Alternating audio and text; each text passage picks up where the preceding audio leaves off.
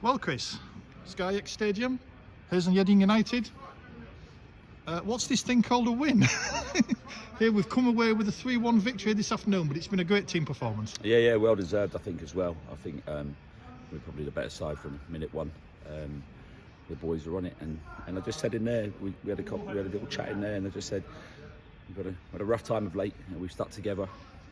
Smiles have still been on faces. People have still enjoyed coming in. And then it's days like today, performances like that today that make it all worthwhile. And I just said to him, it's important. Yeah, enjoy the win, but we bottle this feeling up and continue it into the next one now.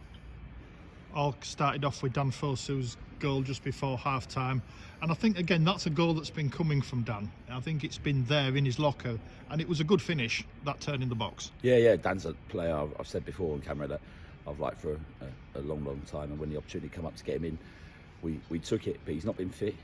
It's taken him a while to get going. It took a while for his international clearance to come through. But yeah, I mean, his first goal today was fantastic, and then obviously his second was a thunderbolt, and yeah, he enjoyed that one. I think we all enjoyed it just as much as he did. I think a lot of the supporters were hoping that was filmed so they can relive it back, and all those that weren't here can actually see it for themselves. Yeah. I mean, it was 25 yards if it was a yard. Yeah, and it just top corner, never chance of it missing. Yeah. And the second goal, Jensen Wright, and now Jensen does score goals. We've seen his score goals. Yeah. But that was called taking an opportunity that fell into his lap pretty much. It was a difficult chance because people see the goalie out of his goal and things like that, but it takes the composure to hit the target then when you've got people flying in to tackle you. So yeah, fantastic little touch out of his feet, and yeah, pleased with Jens because he's worked his socks off. And I know that from when we get the data back from the vests that Jens is always one or two on the list. He works his socks off, so yeah, just deserved for Jens. I mean, as I said at the start, it's been everybody's pulled a shift, everybody's done their share of hard work, and I don't think what really got noticed was the work that the back four did. Will Hall came in and he fitted. Yeah. Dwayne Duncan, Isaac, Bernie. Yeah. It was solid. It was solid. Yeah, all fantastic at the back.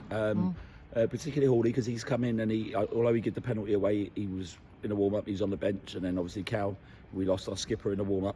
So for him to come in and perform like he did was excellent, and Dwayne was as good as ever, and Bernie and Isaac were good in the full-back positions. But straight through into the midfield, I mean, I don't think we got tight enough in the first half. Had a word with the three midfielders at half-time, and I thought second half they listened, they got really nice and tight and outpowered their midfield, and our wide boys worked their socks off, and Sam Evans up top along with him, and then obviously the subs come on and played their part as well.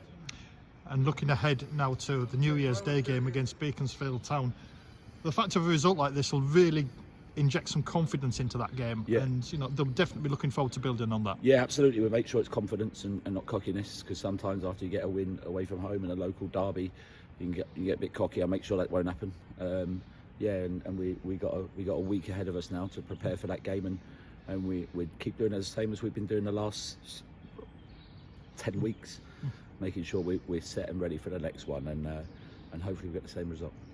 Thanks so much, Chris, and a Happy New Year. Happy New Year, Rob. Cheers.